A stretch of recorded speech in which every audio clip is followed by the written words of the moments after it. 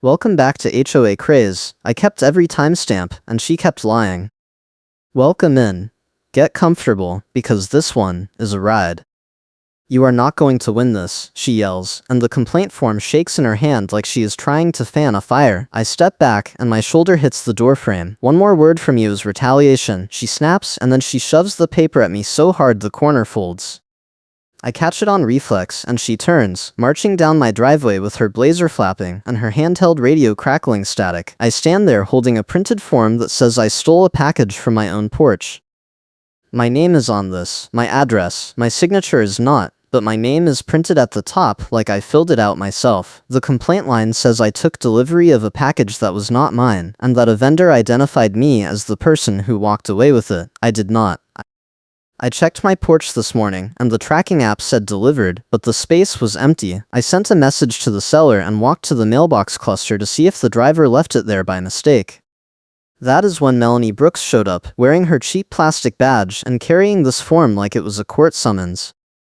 I am a data analyst. I work from home 3 days a week, and I keep my head down. I moved to Briarwood Reserve Community Association in Reno, Nevada, 6 months ago, because the rent was decent, and the HOA promised low drama. That promise aged like milk.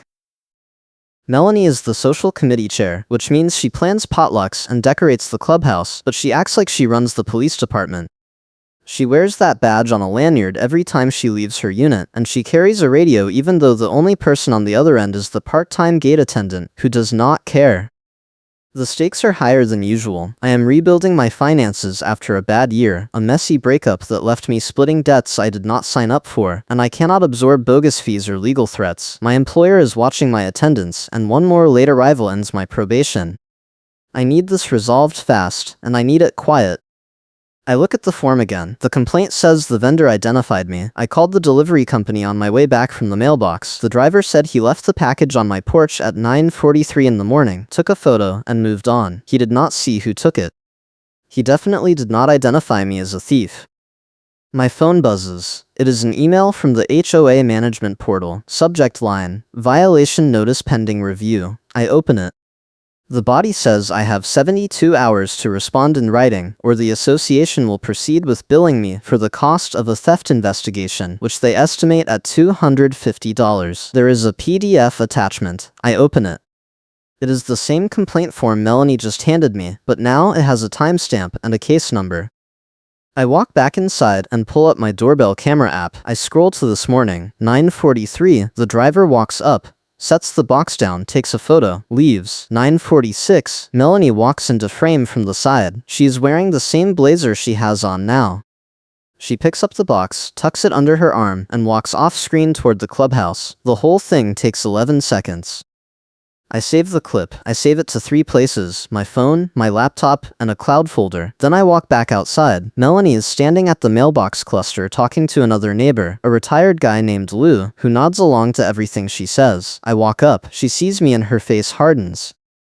"We can tow first and explain later," she says, loud enough for Lou to hear. That is her go-to line when she wants to sound official. I ignore the bait. "I have footage," I say. She blinks. "Footage of what?" she asks, but her voice has a new edge. "Of you taking my package off my porch this morning," I say. I hold up my phone. She does not look at it. She looks at Lou, then back at me. "That is not your package," she says. "The vendor said it was misdelivered. I was securing it for the correct recipient." I shake my head. "The driver confirmed he delivered it to my address," I say. "It had my name on it." She crosses her arms. "The vendor told me otherwise," she says. "I can show you the email." Lou shifts and his mailbox door clangs shut. He mumbles something about needing to get back and walks off. Melanie watches him go, then turns back to me. "You are going to delete that footage," she says. "It is association property." The camera points at my door, I say. "It is my camera." She steps closer. "The association installed the internet infrastructure," she says. "Anything recorded on association bandwidth is subject to review and retention policy. That is nonsense, and we both know it." She pulls out her radio and presses the button. "This is Melanie," she says into it. "I need security at the mail kiosk." There is no response. She presses it again. "This is Melanie, mail kiosk, possible trespassing incident." Still nothing. She clips the radio back on her belt and pulls out her phone instead. She dials. I hear ringing on her end, then a voice. She starts talking fast, saying there is a resident refusing to cooperate with an investigation, and that she needs the gate guard to come verify my identity. The voice on the other end says something I cannot hear. Melanie's face goes red. Fine, she says, and hangs up. She looks at me. The HOA will bill you for the theft investigation, she says. That is policy. You are going to pay it, or we are going to put a lien on your lease account. I take a breath. I am not paying for an investigation into something I did not do, I say. You took my package. I have it on video. She shakes her head. You have video of me securing misdelivered property, she says. That is my job. The social committee is responsible for managing clubhouse inventory and resolving delivery errors. I laugh, and it comes out bitter. Clubhouse inventory, I say. It was a box of light bulbs and maintenance supplies I ordered for my unit. She does not flinch. Prove it, she says. I open the email from the seller and show her the order confirmation. She glances at it, shrugs. That does not prove anything, she says. You could have ordered it after the fact. I close my eyes for a second and try to keep my voice level. The timestamp on the delivery photo matches the order date, I say. The driver confirmed the address. You are on my camera taking it. She steps back. I am done talking to you, she says. You will receive a formal hearing notice in 48 hours. If you do not attend, the fee stands. She walks off. I stand there holding my phone, the footage looping on the screen. I look around. A couple of neighbors are standing on their porches, watching. Nobody says anything. I go back inside and start drafting a response email to the management portal. I attach the doorbell footage, the order confirmation, and the driver's tracking log. I write 3 paragraphs explaining what happened. I hit send. Then I sit down and wait. An hour later, my phone rings. It is the gate attendant, a guy named Carlos, who works part-time and mostly scrolls on his phone. He says Melanie filed a trespassing complaint against me for being at the mailbox cluster during restricted hours. I ask him what restricted hours. He says he does not know, but Melanie told him to log it. I tell him I live here, and I was checking my mail. He says he knows, but he has to write it down because she is his supervisor's friend. He sounds tired. I thank him and hang up. That night, I get another email. It is from Melanie, copied to the management company. The subject line is evidence summary. The attachment is a scanned binder. I open it. It is tabbed, professional looking, and almost completely blank. The first page has a title that says incident log, but the rows are empty. The second page has a header that says witness statements, but there are no statements. The third page is a printout of the complaint form, the same one she handed me earlier. The fourth page is another complaint form. Same template, different printed name at the top. I do not recognize the name. The fifth page is another, different name again. I count 6 total, all identical in format, all printed names I have never heard of. I pull up the HOA resident directory. None of the names on the forms are in the directory. I search the association's public meeting minutes. No mentions. I run the names through a basic search engine. Nothing local. These people do not exist, or they do not live here. I screenshot every page of the binder. I save them in a new folder labeled evidence fraud. Then I draft another email. I write that the complaints appear to be fabricated, that the names do not match any current residents, and that I am requesting a formal audit of the complaint submission log. I attach my screenshots. I send it to the management company, the HOA board general email, and Melanie. Then I sit back and wait again. 2 hours later, Melanie shows up at my door. She is holding a clipboard this time, and she has a man with her. He is wearing a security company polo and holding a flashlight even though it is barely dusk. She knocks hard, 3 times. I open the door. She does not wait for me to speak. If you are enjoying this chaos, smash that like button and subscribe, because this story is about to go off the rails. We need to inspect your unit, she says. There is a report of stolen HOA property being stored here. I look at the security guard. He will not make eye contact. I look back at Melanie. You do not have the authority to inspect my unit, I say. She holds up the clipboard. This is a standing provision in the CC&Rs, she says. Section 12, subsection 4. Failure to comply is grounds for immediate lease termination. I lean against the doorframe. Show me the clause, I say. She flips a page, runs her finger down it like she is reading, then looks up. It is right here, she says, but she does not show me. I hold out my hand. Let me see it, I say. She pulls the clipboard back. You are not authorized to handle association documents, she says. The security guard shifts his weight. Ma'am, he says quietly, I do not think this is the right call. She turns on him. You are here to support enforcement, she snaps, not to question policy. He looks at me, then at her, then at the ground. He mumbles something about needing to check with his supervisor and steps back. Melanie's jaw tightens. Fine, she says. We will do this the formal way. She pulls out her phone and dials. I hear ringing, then a voice. She starts talking, saying I am refusing a lawful inspection and that she needs police assistance for a theft investigation. I pull out my phone and start recording. She sees the camera and her voice gets louder. He is recording me without consent, she says into the phone. That is harassment. I am in a public space, I say loud enough for the phone to pick up. This is my front porch. She steps forward and reaches for my phone.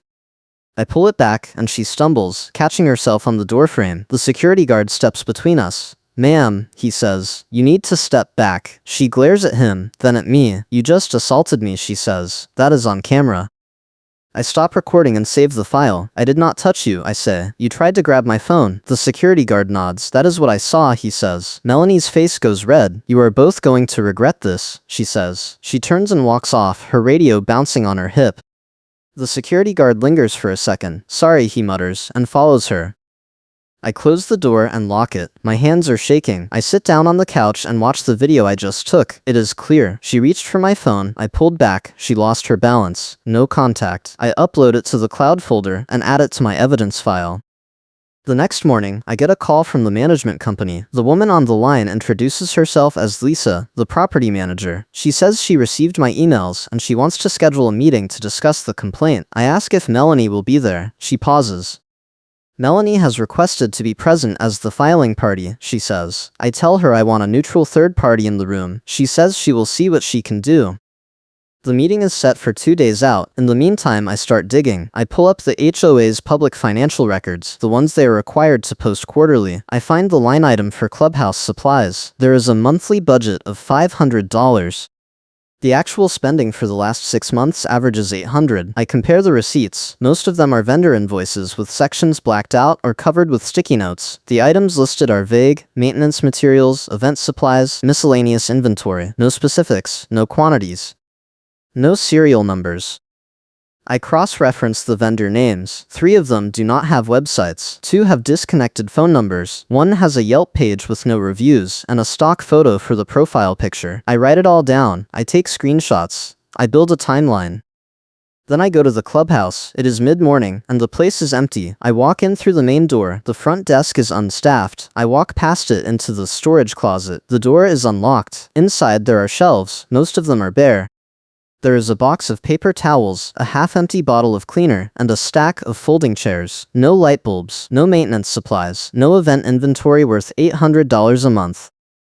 I take photos of the empty shelves. I take photos of the box labels, the cleaner bottle, the chairs. I take a photo of the door lock, which is a standard key lock with no electronic log. Then I hear footsteps behind me. I turn around. Melanie is standing in the doorway holding her binder, and "What are you doing in here?" she says. Her voice is flat. I am checking the clubhouse storage, I say. I was told this is where the stolen supplies were supposed to be kept. She steps into the room. This area is restricted, she says. You are trespassing. I hold up my phone.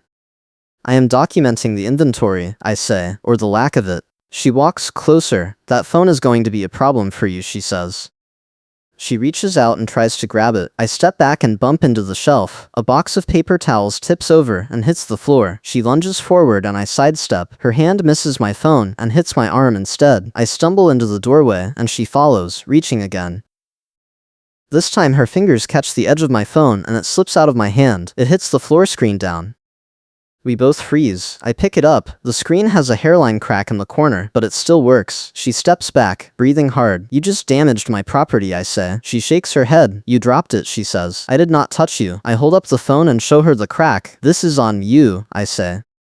She opens her binder and pulls out a blank complaint form. She clicks a pen and starts writing. I am filing an incident report, she says. You entered a restricted area, refused to leave, and became physically aggressive when confronted. I laugh. You just tried to take my phone, I say. Twice.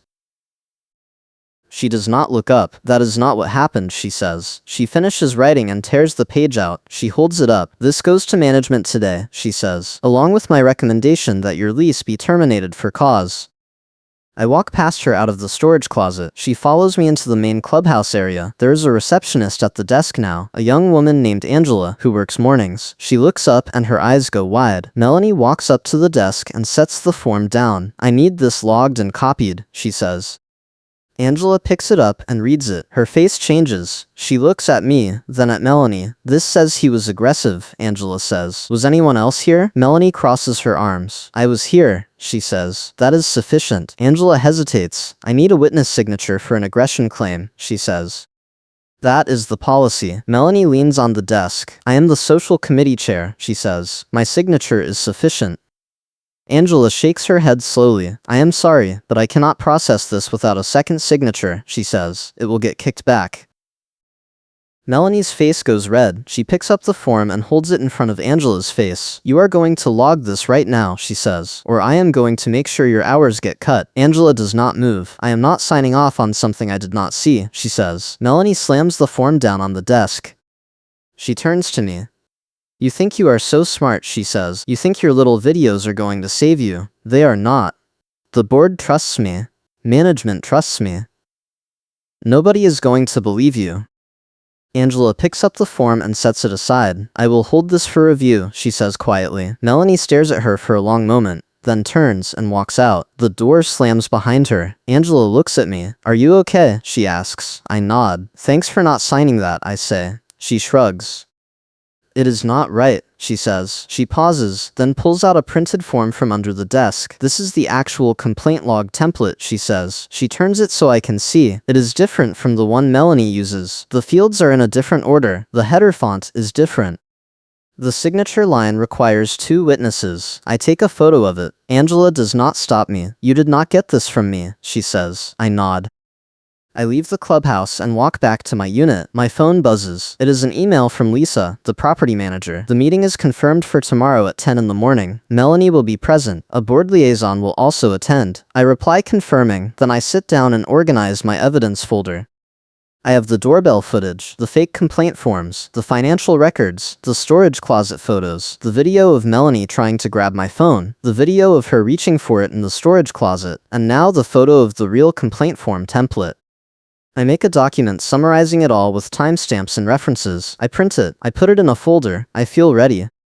The next morning, I show up at the management office at 9:50. The office is in a small building near the entrance gate. Inside, there is a waiting area with plastic chairs and a water cooler. Lisa is at the front desk. She is in her 40s, professional, tired looking. She waves me in.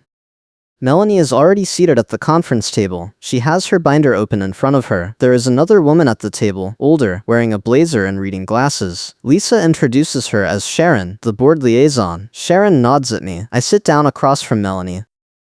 Lisa starts. She thanks everyone for coming and says the purpose of the meeting is to review the theft complaint and determine next steps. She asks Melanie to present her case first. Melanie opens her binder. She pulls out the complaint forms, the ones with the printed names. She lays them on the table one by one, 6 forms total. She taps them with her finger. These are formal complaints from residents, she says. They all report seeing suspicious activity related to package theft and delivery fraud. They all name the same individual. She looks at me. You. Sharon picks up one of the forms and reads it. She sets it down and picks up another. She reads that one too. Then she looks at Melanie. These names are not in the directory, she says. Melanie does not miss a beat. They are newer residents, she says. They have not updated their information yet. Sharon frowns. The directory updates automatically when a lease is signed, she says. These names should be in the system. Melanie taps her binder. I can provide contact information if needed, she says. Sharon sets the forms down. I would like that, she says. Lisa turns to me. Do you have a response? She asks. I open my folder and pull out the printed summary. I slide it across the table. This is a timeline of the incident, I say, along with supporting documentation. I reference the doorbell footage first. I pull it up on my phone and turn the screen toward them. Lisa and Sharon lean in. The clip plays. Melanie's face appears on screen, clear as day, picking up the box and walking off. Sharon sits back. That is pretty clear, she says. Melanie shakes her head. That box was misdelivered, she says. I was securing it for the correct recipient. I pull out the order confirmation and the tracking log. I slide them across. The address matches, I say. The driver confirmed delivery to my unit. There was no misdelivery. Melanie opens her binder and pulls out a printout. This is the email from the vendor, she says. She sets it on the table. It has a few lines of text, no readable details, just vague phrasing. Sharon picks it up. This does not name a specific recipient, she says. Melanie taps the page. It says the package was flagged as incorrect, she says. That is enough. I shake my head. The driver did not flag it, I say. I spoke to him directly. He said he delivered it to my address, took a photo, and left. There was no issue on his end. Lisa makes a note. She looks at Melanie. Can you provide the driver's contact information, she asks. Melanie hesitates. That is proprietary vendor information, she says. I cannot share it without authorization. Lisa frowns. You are asking us to take action based on a vendor report, she says. We need to verify it. Melanie's jaw tightens. I will submit a formal request, she says. Lisa nods. Please do, she says. I pull out the screenshots of the financial records. I lay them on the table. These are the clubhouse supply budgets for the last 6 months, I say. The spending is consistently over budget, and the invoices are vague. I went to the storage closet yesterday. It is almost empty. There is no inventory to justify these expenses. Sharon picks up the screenshots. She flips through them. Her expression changes. These are significant overages, she says. Melanie crosses her arms. The social committee operates under discretionary spending authority, she says. Those purchases are approved. Sharon looks up. Discretionary authority has limits, she says. These need to be itemized. Melanie stands up. This is a witch hunt, she says. You are letting him derail the entire process with baseless accusations. Lisa holds up a hand. Please sit down, she says. We are reviewing all the information. Melanie sits, but her posture is stiff. I pull out the photos from the storage closet. I set them on the table. These are from yesterday, I say. The shelves are empty. There are no supplies. If the budget says $800 a month is being spent, where is it going? Melanie does not look at the photos. That is not your concern, she says. You do not have clearance to access those records. Sharon shakes her head. He is a resident, she says. He has a right to request financial transparency. Melanie's face goes red. I pull out the last piece. It is the photo of the real complaint form template, the one Angela showed me. I set it next to the forms Melanie brought. The differences are obvious. Different fonts, different field order, different signature requirements. Sharon picks up both and compares them side by side. These are not the same template, she says. Melanie's voice gets loud. The template was updated, she says. I am using the current version. Sharon looks at Lisa. When was the template updated? She asks. Lisa pulls up something on her laptop. She scrolls. She shakes her head. The last update was 18 months ago, she says. This is the current version. She points to the one I brought. Melanie grabs her binder and flips through it. She does not find what she is looking for. She closes it hard. Lisa looks at Melanie. I need you to provide verification for these complaint names, she says, and I need itemized receipts for the supply purchases. Melanie stands up again. I do not have time for this, she says. I have responsibilities. Sharon stands too. This is your responsibility, she says. You are the one who filed the complaint. You need to support it. Melanie picks up her binder and her radio. Fine, she says. I will get you everything. But this is not over. She walks out. The door slams. Lisa and Sharon look at each other. Lisa turns to me. We are going to need a few days to review this, she says. In the meantime, the theft investigation fee is suspended pending verification. I nod. Sharon picks up the financial screenshots again. I am going to request a full audit of the social committee accounts, she says. This does not look right. She looks at me. Thank you for bringing this forward, she says. I appreciate it. I leave the office and walk back to my unit. My phone buzzes. It is an email from Melanie. The subject line is final warning. I open it. It says I have 24 hours to retract my accusations and issue a written apology, or she will escalate to legal action. I forward it to Lisa and Sharon without comment. That afternoon, I get a call from Angela, the receptionist. She says Melanie came back to the clubhouse and demanded access to the key log. Angela showed it to her. Melanie went pale and left without saying anything. Angela says the log shows Melanie checked out the storage closet key 17 times in the last 2 months, always during off hours. Nobody else checked it out during that time. I thank her and hang up. The next day, I get another email from Lisa. The subject line is Investigation Update. She says the board has completed a preliminary review. The complaint names Melanie provided do not match any current or former residents. The vendor email she referenced cannot be verified because the email address does not exist in the vendor's system. The financial audit uncovered discrepancies totaling over $4,000 in unaccounted supply purchases. The storage closet keylog confirms Melanie had exclusive access during the time period in question. The board is referring the matter to local law enforcement for investigation. Melanie has been placed on administrative leave from all HOA duties pending the outcome. I sit back and breathe. My phone buzzes again. It is a text from a neighbor I barely know, a guy named Eric, who lives 2 buildings over. He says he heard what happened and he wants to talk. I call him. He answers fast. Melanie tried to drag me into this, he says. She came to my door last week and asked me to sign a complaint form. She said it was routine, just confirming I had seen suspicious activity. I told her I had not seen anything. She got mad and left. I did not think much of it until I heard about your meeting. I ask him if he would be willing to put that in writing. He says yes. 2 days later, I am leaving for work when I see Melanie standing at the gate entry lane. She is blocking the exit. There is a line of cars behind her. A tow truck is parked at an angle near the curb. The driver is standing next to her, looking annoyed. I pull up and roll down my window. She walks over. Your vehicle registration is expired, she says. We are towing it. I shake my head. My registration is current, I say. I renewed it last month. She holds up her phone. The system shows expired, she says. I pull out my phone and show her the digital registration card. It is valid through next year. She does not look at it. The system overrides your personal records, she says. The tow is happening. Rules are rules.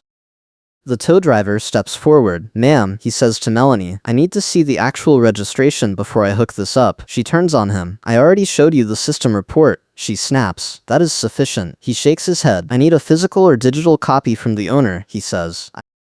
Otherwise, I am not touching it. She pulls out her radio. This is Melanie, she says into it. I need a second tow unit at the main gate. We have a non-compliant vehicle. The radio crackles. Nobody responds. She tries again. Still nothing. The tow driver looks at me. Can I see your registration? He asks.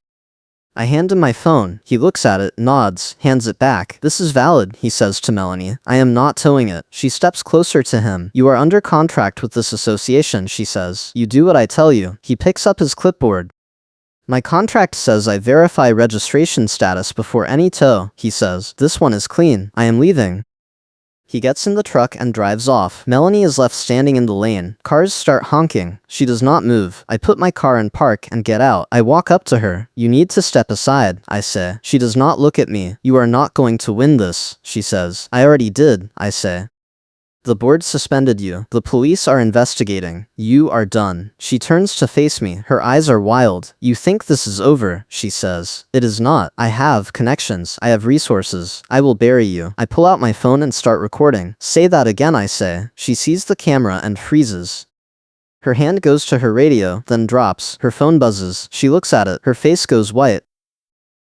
A sheriff's deputy pulls up in a marked car. He gets out and walks over. Are you Melanie Brooks? He asks. She nods slowly. I need to speak with you regarding a theft investigation, he says. She looks at me, then at the deputy. I did not steal anything, she says. The deputy does not react. We can talk here or at the station, he says. Your choice. She looks around. Cars are still lined up. People are watching. She turns back to the deputy. I will go to the station, she says quietly. He nods and opens the door for her. She gets in. The car pulls away. The line of cars starts moving again. I get back in my vehicle and drive to work. My hands are steady now. A week later, I get a letter from the HOA. It is on official letterhead. The board has completed their review. The theft accusation is formally retracted. My account has been credited for any fees assessed during the investigation. The association is implementing new financial controls for committee spending and requiring dual authorization for all expense approvals. Melanie Brooks is no longer affiliated with any HOA role. The letter is signed by Sharon and 2 other board members. I also get a call from a detective. He says Melanie was arrested for theft and fraud. They found a storage unit rented under her name containing over $6,000 worth of HOA supplies, resident packages, and clubhouse equipment. She had been skimming for months, using fake vendor invoices and blank complaint forms to cover her tracks. The same device she used to submit the fake complaints against me had uploaded multiple forms, minutes apart, all with different names, all from her IP address. The metadata on the files tied them all back to her laptop. The case is moving forward. He thanks me for the evidence I provided and says it made the investigation much faster. That same day, Melanie tries to enter the neighborhood to retrieve items from her unit. The gate guard denies her access per management instructions. She starts yelling at him. He calls the sheriff. She leaves before they arrive, but a neighbor captures it on video, and it circulates fast. The rumor dies in real time as people watch the proof. 2 weeks later, Eric, the neighbor who refused to sign her fake complaint, files a formal report with the sheriff's department. He says Melanie came to his door a second time, late at night, and tried to intimidate him into retracting his statement to me. The report generates a police incident number that makes Karen stop performing. She does not come back to the neighborhood after that. The HOA holds a special meeting to address the financial damage. They vote to pursue restitution through the criminal case. Sharon is appointed interim social committee chair. Angela, the receptionist, gets a commendation for her integrity during the investigation. I am invited to speak at the meeting. I decline. I have said enough. My employer never finds out about the conflict. I keep my probation clean. My finances stay on track. The next package I order arrives on time, untouched, right where it is supposed to be. I check the doorbell camera anyway. Old habits. Melanie pleads guilty to multiple counts of theft and fraud. She is sentenced to probation, restitution, and community service. The HOA bans her from all association property for life. Her attempt to intimidate a neighbor backfires, and the neighbor reports it, adding to her legal trouble. The board refunds every fee she assessed during her tenure and issues a formal apology to affected residents. I stay in Briarwood Reserve. The neighborhood is quieter now. The new social committee actually plans events instead of manufacturing crises. The storage closet has inventory again. The financial reports are transparent. People nod at me in the parking lot. It feels normal. Until next time, keep your paper trail.